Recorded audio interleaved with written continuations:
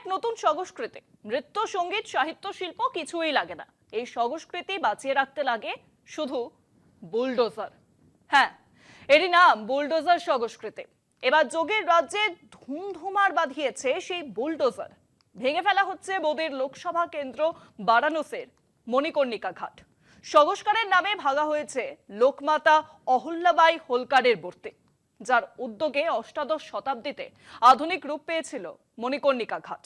মূর্তি ভাঙার প্রতিবাদে আন্দোলনে নেমেছে স্থানীয় মারাঠি সমিতি এবং পাল সমাজ। বিরোধীরা নিশানা করেছে প্রধানমন্ত্রীকে। কংগ্রেসের অভিযোগ, নিজের নেমপ্লেট লাগানোর জন্য সমস্ত ইতিহাস মুছে ফেলতে চান মোদি। ইতিহাস যদি বাদ যায়, পুরানোই বা বাকি থাকবে কেন?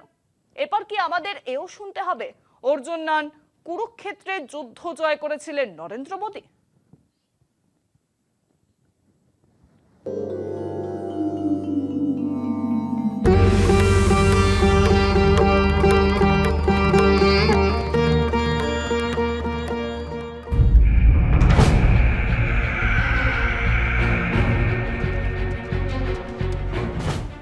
দ্বিতীয়বার ক্ষমতায় আসার পরে মন্দির নগরী বারাণসীর প্রাচীন ঐতিহ্য সংস্কারের নামে বিজেপি গোধুলিয়া মোড় থেকে বিশ্বনাথ মন্দির পর্যন্ত দোকানপাট উচ্ছেদ করা হয়। অন্যত্র নিয়ে যাওয়া হয় ছোট ছোট মন্দিরগুলোকে। পর্যটকদের বিশ্বনাথ মন্দির থেকে সরাসরি গঙ্গা দর্শন করাতে ঢেলে সাজানো হয় দশাশ্বমেধ ঘাট। কিন্তু বিপত্তি বাধে মণিকর্ণিকা ঘাট সংস্কারের সময়। ঘাটের উপর তৈরি শতাব্দী প্রাচীন লোকমাতা অহল্যাবাই হোলকারের মূর্তি ভেঙে ফেলা হয়েছে বলে অভিযোগ তোলেন স্থানীয় মারাঠি সমিতি ও পাল সমাজ। আন্দোলনকারীদের অভিযোগ, ঘাট ভাঙার আগে কোনো নোটিশ দেওয়া হয়নি। ভাঙাভাঙির আগে লোকমাতার মূর্তি অন্যত্র সরিয়ে রাখা হয়নি।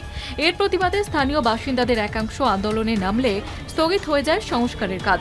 চাপের মুখে তদন্তের নির্দেশও জারি করেছে প্রশাসন। বারাণসীর যে কয়েকটি ঘাট পর্যটনের কেন্দ্রে মণিকর্ণিকা তার অন্যতম।